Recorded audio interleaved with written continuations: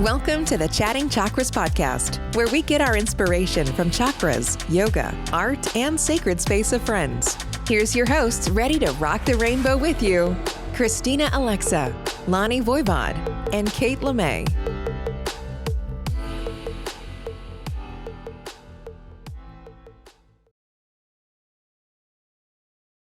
So, hi everyone. Welcome to Chatting About Chakras, or something like that. I think that's the name of this. And I'm here with two of my most favorite friends to talk with you about the chakras. And we're going to learn a little more about this 49 card deck that I made so long ago, but is now really getting its debut in the world.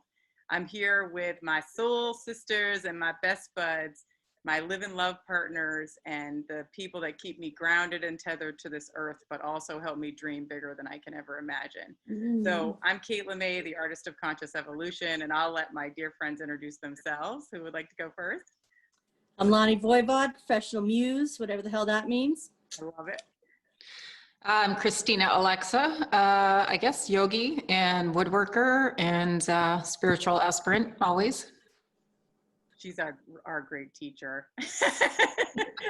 We've learned I would say I've learned everything I know really about the work that I'm doing through Christina. And then Lani was in school with Christina before I was. So she's like my daily, everyday iteration, reiteration, because she's the scooch further along in the process. And it really does help to have great mentors like this. So we're going to just get to it, because I know people don't have gazillions amounts of time, and we want to be efficient with your time. But so today, what are we talking about today, ladies? Which card? Root chakra. Root chakra. All right. So Lani, you're going to share the painting with us. Yeah, I am. And then Miss Christina, would you do the honors of reading? I would do the honors from the Artist of Conscious Evolution book, A Journey from Root to Possibility by Kate Lemay, which is a stunning visceral experience just to hold it and feel it. I use it every single day. So this is Root, which is such an appropriate place to start for us right now. This painting is a symbolic tree. The roots are growing into the ground and the leaves are in the sky. The root chakra represents our connection to the earth. Ground yourself first. Take care of your foundation. Your trunk, branches, leaves, and fruit are only as strong as your roots. And I like to read that twice if that's okay. Ground yourself first. Take care of your foundation. Your trunk, branches, leaves, and fruit are only as strong as your root. Mantra, I am grounded. And that becomes our mantra for the day, the week, the year, whatever we need. I am grounded. Great, amen. Thank you both very much. Great presentation, Lani, and excellent reading. Oh, yes, thank you. So, ladies, Christina, I'm going to ask you first. For you, when you hear the word root and you think about the idea of being grounded, what comes to you? Like, why is this important to people? You know what I'm going to say, Kate, but I really believe, especially for those of us who are seekers or those of us who are always looking to grow and expand, we can only grow and expand in proportion to our ground. So the more grounded we are, the more secure we feel, the safer we feel, the more present we feel in our bodies, the more self-validating we are. Everything is based on that root. And it may be the place that we want to run away from the most, right? Because, but the more grounded we are, the more safely and securely in a self-possessed and confident way we can expand, and we can handle that expansion. So expansion might look like what, right? It may look like opening to new levels of growth, new levels of conscious awareness. That crosses the spectrum and it expands from there. But whatever expansion is for each one of us, it's very important for us to take care of what we need in order to feel rooted and grounded in this life, in this body. And again, that takes courage. I really think that if we are spiritual warriors, we'll face that well. And our support system grows from there. So if we think, okay, I'm alone on this journey, I'm going to get grounded, I'm going to face what's in my root, what's in my family of origin, what was my childhood like? How did I grow up? What are my patterns? What's my relationship to money? What's my identity, my career, my focus, all of those things that are root. And there's more than that, as we all know. As we turn to validate that, to feel all the feelings for better and for worse, we grow so very strong. And at the same time, we exponentially reveal our authenticity. And as we do that, our true tribe, because root is tribe, gets revealed to us, and we start to attract a most magnificent support system. And then we're on a roll, like a snowball going downhill, but a fun one. Amen. All right. Yeah. That's my root. Thank you, Christina. That was stunning as always. And So good. That was just off your head, huh? That was really good. Fill us, like, Off my nap. like, what would this look like practically, or how does this card resonate with you? What does this look like for you? Are you asking me? I did. Yes, ma'am. Okay, y'all go. Okay, well, Your couple things. Thanks, Kate. Glad to be here. First of all, root is the first card of the 49 cards that you started with, right? And you did that just, can I ask you by accident, on purpose, like it just came to you? Literally in a vision, right? Like, yeah, it came to me. Well, I made them all, and then I went through what I had made, and I picked this as the first one in the set. Yep, it kind of which that's I just want to like reiterate that, because the reason, and I love every single one of the cards, so I'll probably say this every time, but the reason I love root because it shows up so practically and pragmatically, and I'm not surprised that we launch here. It shows up in yoga practice, in the physical self. It is perhaps easiest for when we do yoga to imagine what root could be in the physical space, meaning, extending these roots deep in the ground so you can find a place, as Christina said, to expand, to find your balance, to find your truth, your purpose, and to also have this beautiful energetic exchange from the earth into the universe. So it's very there's a very literal, beautiful foundation in root. I can't let go of this, so I'm going to, when I heard Christina read the card, the thing that makes me laugh at this point about root is that when I play with these cards with especially kids and teenagers, when they get to the mantra, I am grounded, there is confusion in their eyes. So, and it plays out with such a trickster nuance. I am grounded is, in our youth, is a punishment. I'm grounded.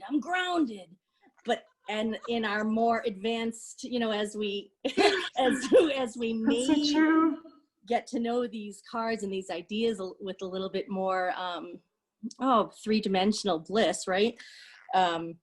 We get to understand that grounded is not a bad thing when we're talking about, energetic, emotional, spiritual, physical expansion.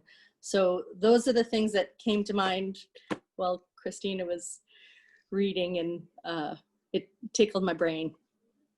I love that. And I actually, we've had even adults had that reaction, and I was like, I guess I wasn't grounded a lot as a kid, so that I don't have such a visceral reaction to it. But it makes me giggle. It's like so funny. And you know what? Imagine if we thought about children's being grounded as like giving them space and time to ground. Yes. Which is, that's the gift, which is what right. it is. Not like you're being grounded for punishment, like you're being grounded so you connect to your ground. You've detached, right? You've detached from things that are going to probably be healthy for you in your growth and development. You've detached from the health rod, I guess. And even I'm sorry to interrupt you. Go. Even our inner child, because our inner child is the one who usually holds the wound for us that we came here to have an experience around and heal. And so our inner child, if we go into unconsciousness around that space, we're always grasping for something to distract ourselves from that wound, when really that child needs healing, it needs ground, it needs love.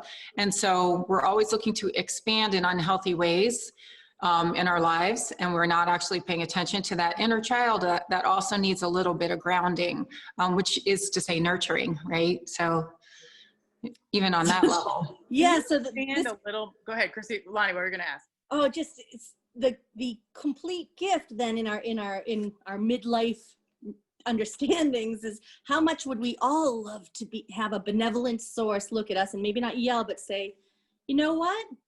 You need to be grounded. Go into your room, spend some time.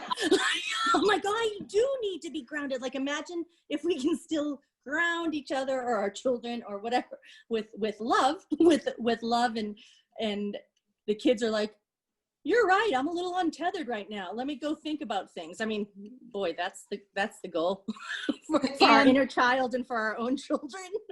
Life does that for us all the time. How many times do we say as adults, oh, I had to get grounded. I had to stub my toe so I would stop moving so fast. Or, this trip had to be canceled and I really didn't want it to be canceled, but it was perfect alignment and protection. I had to stop, or COVID hits the universe, right? Our universe, and the whole world hits pause. So there are lots of ways that we get grounded by life. And that is where I always try to remind myself that when these things happen, sometimes we take it as a punishment, but what you're both saying is, this isn't a punishment, this is a nurturing, this is a caring space. So if the universe is grounding us, or if life is grounding us, however you want to think about it, then it is a beautiful way to remind ourselves that something bad is not happening to us. We're actually loved from the inside out and the outside in, because we're being stopped, we're being dropped to the ground, hit the earth, right? Hit the dirt. It's good. And as our awareness, as we realize that it's not, these things aren't even happening to us, that we can make the choice to ground ourselves. Even better. And as we have the gift of getting to know ourselves more deeply and more deeply, we know where we need to ground. We know what is important to us and where our priorities are. So, through any kind of yoga or like, I love, Christina, how often you remind us to walk barefoot on the earth. Just as these ideas sink deeper and deeper in, maybe we get used to visualizing these roots deep in. And the roots don't just go from feet and expansion through this. The other thing is I love the art reminds us that the roots also travel in and around through our blood system, through our circulatory system, and keep expanding. And the roots, just like we see in a complex root structure in nature, are within us. So grounding is an up and down and, all directions, visual and delivery system of our own ideas. And what's interesting, when we think about rooting and grounding, we might think of this as a solitary job. But think about the root structure that you just mentioned, Lani, in the trees. That's how trees communicate with one another, is down through the roots. So if we are not rooted enough, we actually will feel less, we'll feel more separated and less connected. And I always tell people in healing work, if you're feeling cut off in the crown chakra, if you're feeling alone, isolated, separated, disconnected, it's not to sit there and meditate on opening the crown chakra, Sahasrara, necessarily. It may be about dropping down into your root and getting even more grounded, because then we're more present. Yeah. I really do think this is such a phenomenal place to start. We really can't build unless we have that root foundation. And all of the things that come from that, everything that grows from self-validation and connection is the rest of our lives, all of the purpose. And this time of year just happens right now to be the winter solstice. And this is the time when we're talking about what is the seed that we are planting for our entire, and we can do this throughout the entire year. We always work with a new intention every day, right? But what is the seed we are planting now for our entire next cycle? you know, that we're rooting down into our own fertile soil to grow into possibility. So beautiful. Yeah. Yes. I think I love listening to you guys talk about this stuff. It's like my deepest joy. Kate, you're a little bit, your audio's a little bit quiet on my end, but Lani's is not. I don't know I why. think it's because I was being quiet, which is very abnormal for Kate Lemay. I don't know what was happening. What are you doing? I don't know. Speak up, girl. So some really practical ways that people can ground. So just to reiterate, the card and the messaging is that you can only expand in direct proportion to your root. And so everything we're talking about is that this ability that if you have these, you know, this, say your growth and expansion is occurring, but you feel like, wah, it's probably because the root isn't strong enough yet, and you should focus there, just because it will give you that capacity to grow in a healthy way, I think is what you said earlier, Christina, in a really beautiful way. And I think the other thing I would just say about this metaphor with the tree and the roots and the expansion is that things like wind and rain and like hard weather that happens on the tree strengthens us, right? But so sometimes when you're going through like the most difficult times of your life, it really helps me to be like, my trunk is getting stronger right now, you know, like, because those roots are really learning how to tether. So let's talk for a minute, just for practical purposes, when we say like, you know, do things that help you ground. I just took notes from some of our things. I have walk on the earth with bare feet. And that helps you literally scientifically ground. There's some great movies out there about grounding. Yoga, of course, meditation, pranayama, chanting or japa, clean eating, submerging yourself in water, taking a bath. What other things can we do that did I miss that are like really healthy ways to ground? Can I just say back to the walking on the earth and bare feet, we have energy centers in the soles of our feet. And if you think about the Native Americans supposedly always walked around in soft soles, barefoot, right? The moccasins. And you know, if you really do this work in meditation, you can almost feel the heartbeat of the earth mother. And the earth is an organic living entity, right? And she is constantly holding us in a very unconditional way without need for accolade. And if we walk on the earth, I even walk outside on my porch in the winter, you know, for a few seconds and come back in, because it's so good to feel all of the seasons of the earth beneath our feet. But we can connect more easily energetically through the soles of the feet to the vibration of the earth. Whereas hard-soled shoes and asphalt and all of that stuff, that's all handy and dandy and practical in our current world. However, step off the tar and into the grass or the sand or in the water of the ocean, you know, with the bare feet. I would like to say other ways to ground. If we're really heady, you already said it, Kate, get in the shower, take a shower, you know, get in water.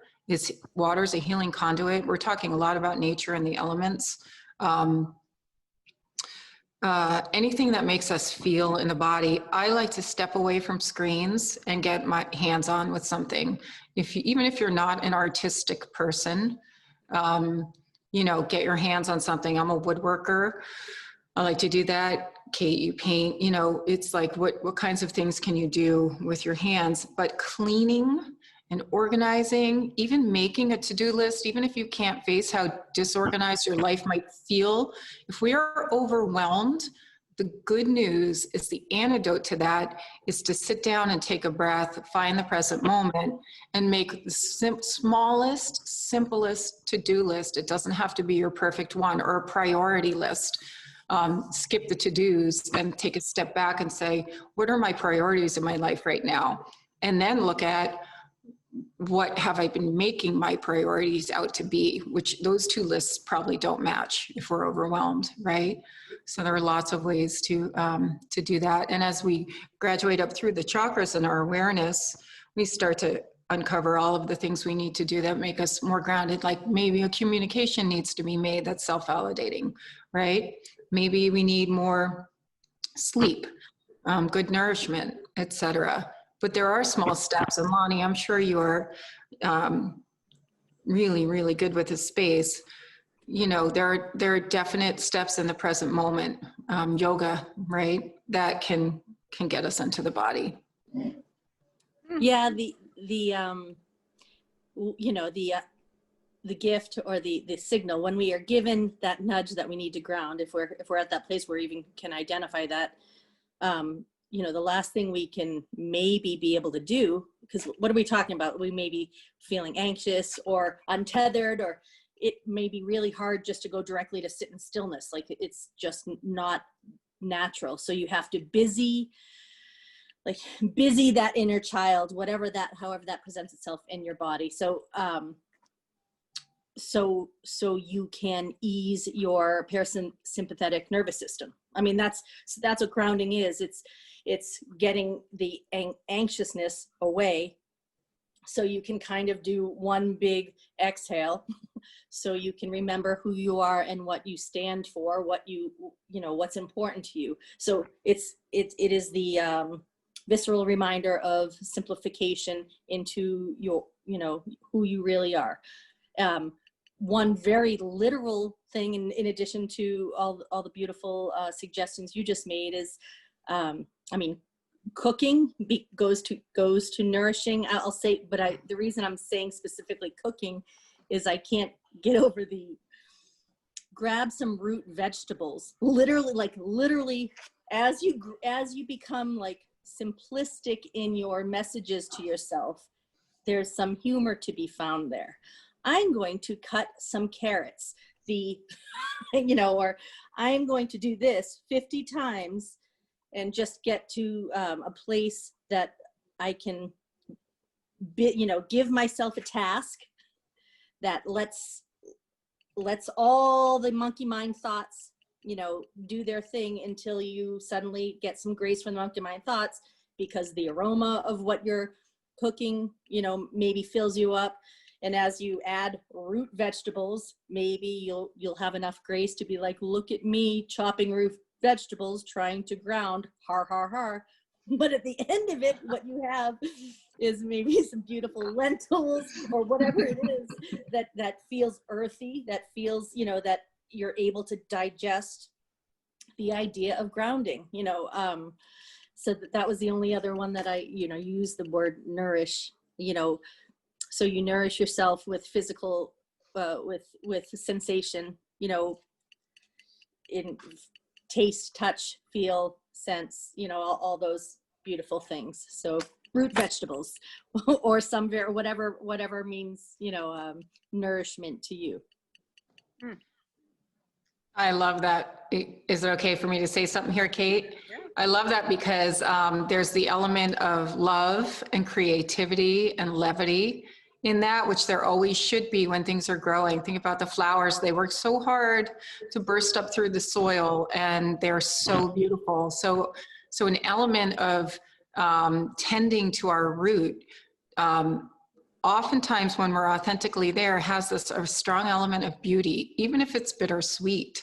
I just wanted to mention, if, you know, there are different types of people. There are people who are really super grounded all the time and get stuck easily. So that's the other side of root. We can get really stuck in root. And there are people who are super, always creative, always have bursting with ideas all the time, and can never really ground just one of them because they're overwhelmed with all of this amazing energy that's coming through all the time.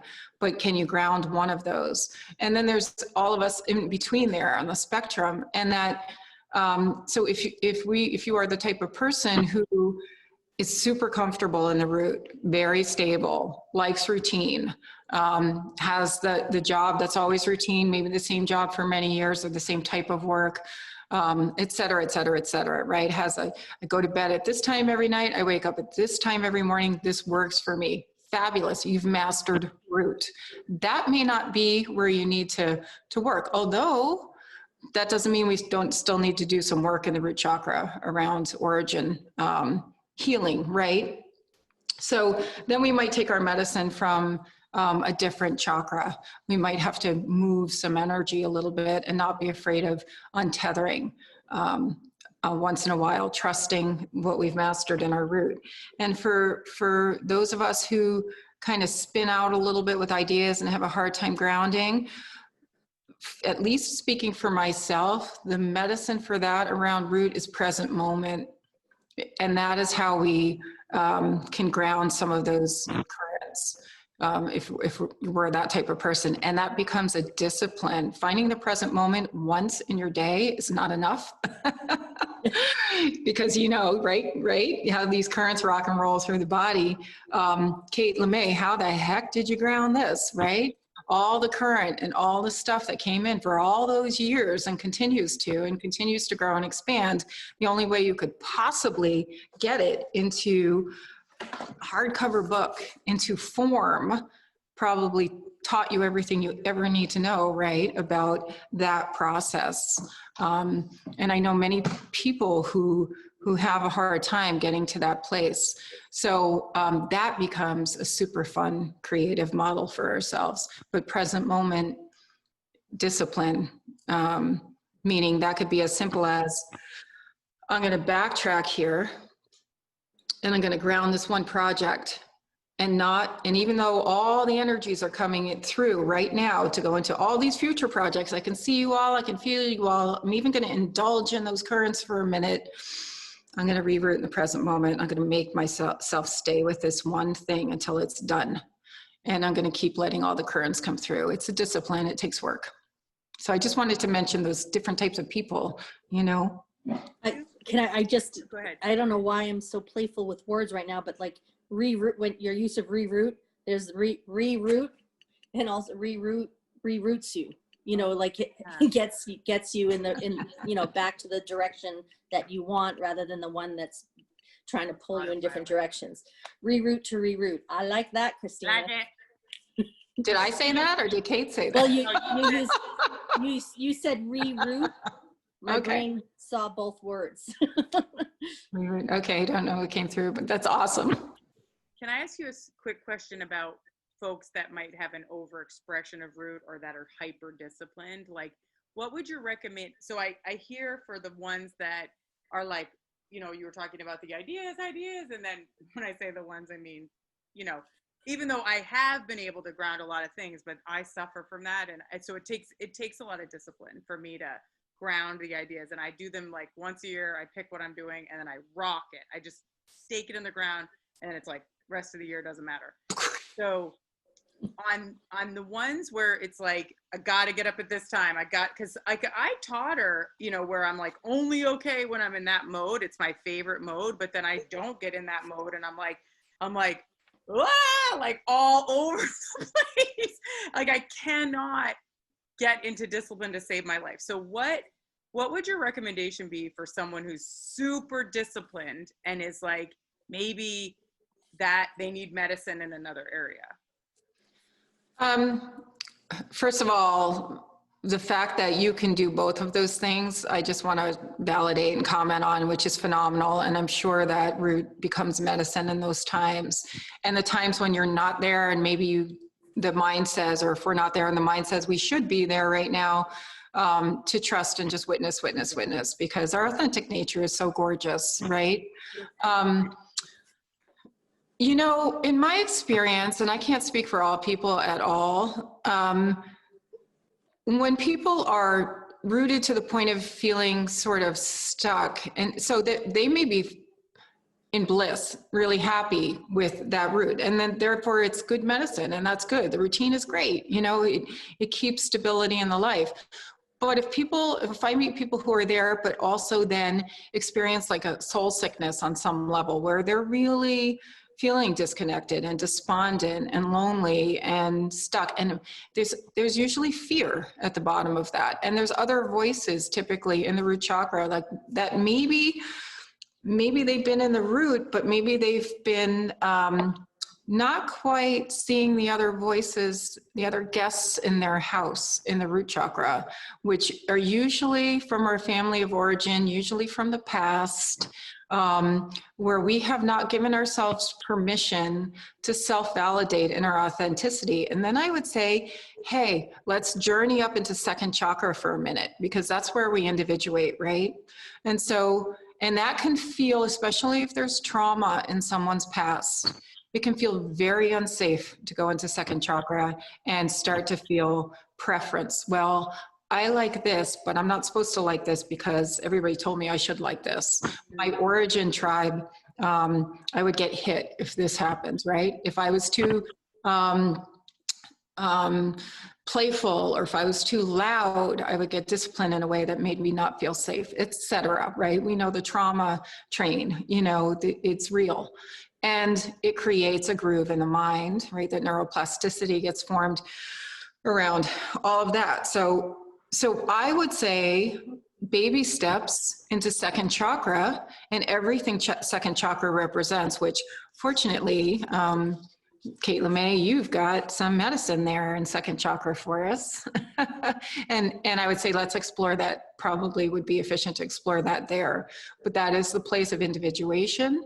And what may seem like a really fun word for some could be a really scary word for others, pleasure, right? Creativity, how we birth our lives, etc. So second chakra is where I would journey with someone when they're stuck in root.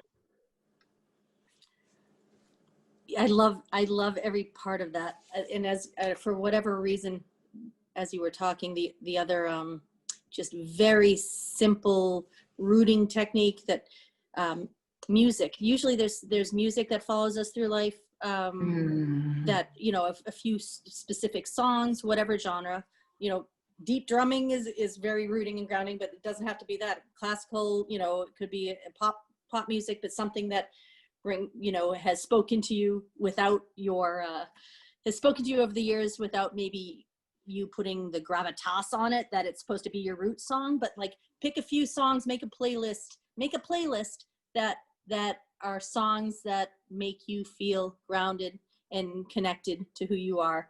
And sometimes that's, you know, we receive our information from God, from universe, from spirit in so many beautiful ways. And at any point in our lives, you know, maybe they're the same, maybe they change, but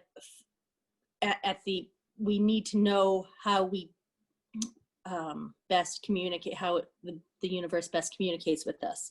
And if we are audio sensitive, music is a great way to remember your roots and ground, you know. Or sometimes it's knitting, sometimes it's visual, sometimes it's all these other, you know. Tap into the senses and figure out what sense is going to be the easiest portal for you in the moment, for you to be reminded of how best to root. And don't look at anybody else and what they do to root, right? Like what you're saying, Lani, makes me remember that, you know, how we wake up sometimes with a song in our head. Yes. To me, that's always like the universe is talking to us and saying, here's your song, right? Listen to this. Yeah. I love that you're bringing that through, because, you know, there should be a little trill in the heart chakra, or a little trill somewhere in the body that says, I like this. That's part of our authentic nature, to find those places. So beautiful. I have a little, go ahead. It's so. We're not going to let you talk today, Kate. It's your fault, Kate. You invited us. I'm kidding. I love this so much. I love it. Kate's like, quiet. Go ahead, Lani. It's just so. I have a Spotify playlist called Morning Jukebox, and when I wake up with those songs, I'm just like, ooh, I just shove it on there, and then it becomes this, you know, every once in a while, every month or so, I'll shuffle through those, and I'm like, what is happening? Because that story in itself is a fun one to travel. So playlists are beautiful. Wow. Morning Jukebox. That's amazing. I want to do that. Yeah. Do it. Lani's really inspirational when it comes to playlists, Christina. So if you ever want to like talk about playlists, Lani's, I think, probably one of the best in the world. She makes a lot of playlists. I know. I'm thinking I don't do that. Yeah. And music really can be used in every chakra. as you were talking, Lani, I was like, there's roots, then there's orange songs, and there's yellow songs, and there's green songs. Yes, Like, yes. we're making rainbow. We're going to definitely make chakra play. We've talked about this, I think, for 10 years, but we'll try to make some chakra playlists to go along on the journey with our conversations here. So keep checking out this Chakra Chat series, and we'll make sure to hook you up with any Spotify lists that come from our brains and into your hearts and souls and spirits. And I couldn't be more grateful for your time today, ladies. You guys are the best. I mean, really, this is like all my dreams coming true. So I feel like I think you did a really great job on Root. And for now, I just want to leave folks with, this was a lot of information. So if you've never like even heard the word chakra before, or chakra, somebody said chakra, somebody said chakra. So if you've never even heard this word before, I would just recommend that whatever you heard in this that might have pinged your senses, just like something that you're like, oh, I heard that. It's in me now.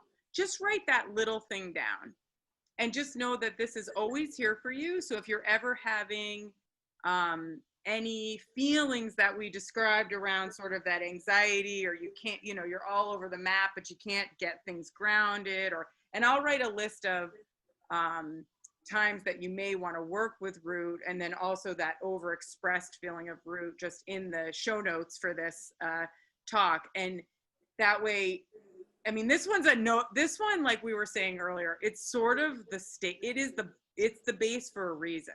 And so you almost can't go wrong anytime by hitting Root when you're looking for sort of that grounded authenticness that comes from our connection with Earth and the knowledge that is so intuitive in us of the world, like our connection to all that is. So unlike the clarity that comes from your third eye, this one is one that really takes in account the grounding of the body, the mind, and the spirit in a way that you feel balanced and whole. It's authentic, and it will truly, the more you work on those roots, the capacity to grow and expand will feel actually joyous and not like the most painful journey of your life. I mean, it might. I can't guarantee anything. But all right, ladies, let's say peace out to everyone. And Peace we'll out. on the next show. Look for us next week, everybody. We drop every Wednesday. Boom. Rainbow Wednesday. Keep your eyes out for the peepers. I can't guarantee the time, but I'll try to get consistent on something in my life. That's never going to be a guarantee with me. Root. Thanks, Kate. Thanks, Lani. And you, everybody. Love you. Love you. Okay. Thanks for listening. Find us on social media at The Chatting Chakra Show and at www.katelemay.com. Check back weekly for new episodes, where we are always celebrating enjoying the journey.